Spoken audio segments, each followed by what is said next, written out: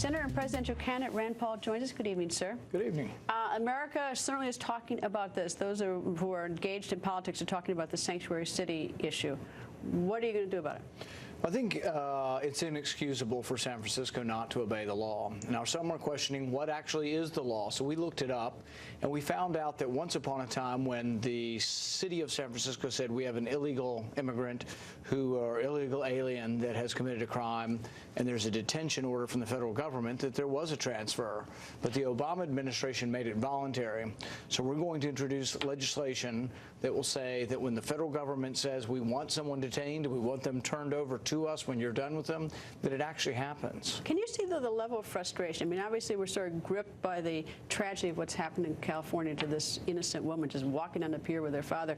But can you understand the frustration of the American people who have literally almost been begging Congress and the House and the Senate and the President to do something about immigration reform, try to figure out this thorny problem, and nothing has been done? Well, we often say that we're for the rule of law. That's what conservatives always say.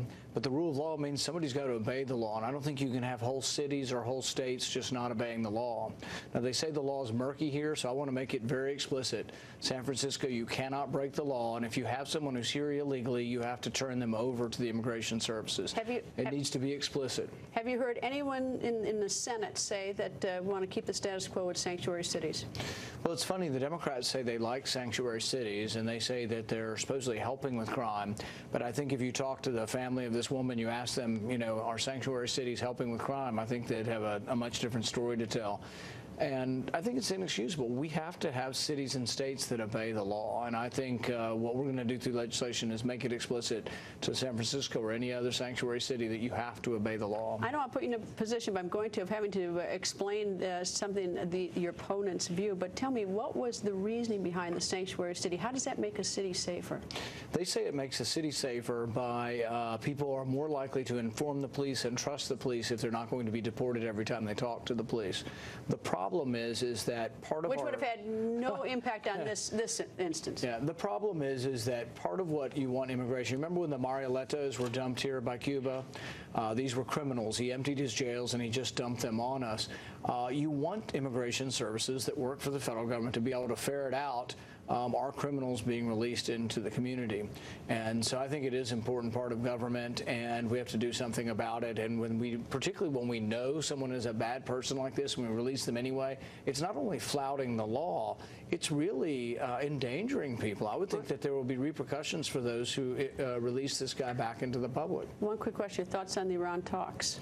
You know, I've always been one who says that we ought to negotiate and that negotiations are much better than war.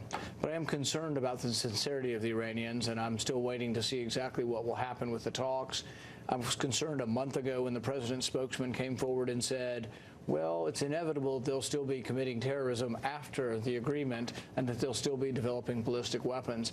And I think that's still part of the discussions right now, whether or not they will still be developing ballistic weapons. Do you have the sense that the administration is leaning towards an agreement happening, or do you have a sense that it's falling apart right now? You know, the president says less than 50-50. I think he's trying to show a little backbone and try to say, well, I'm not rushing into a bad deal, but it could also be a ploy that he's trying to show as if he's a tough negotiator and there still will be an agreement either way. But I think there's the one thing that they have mentioned really isn't a bad alternative right now, and that is that we continue with the interim agreement longer and continue to negotiate so we don't get a bad deal. But the interim agreement did call for reducing their stockpile from 20% enriched to 5%. That's happened? That has largely occurred, and I think that's been a good step forward. It isn't the end, but we also haven't released the sanctions. So I'm a believer that keep the interim agreement in place, which means they've had to reduce their stockpile, they've had to reduce the percentage of enrichment, but don't give up on the sanctions and let the sanctions go too quickly. I fear that letting the sanctions go too quickly with an untrustworthy partner will lead to Iran getting a nuclear weapon. Senator, nice to see you, sir. Thank you.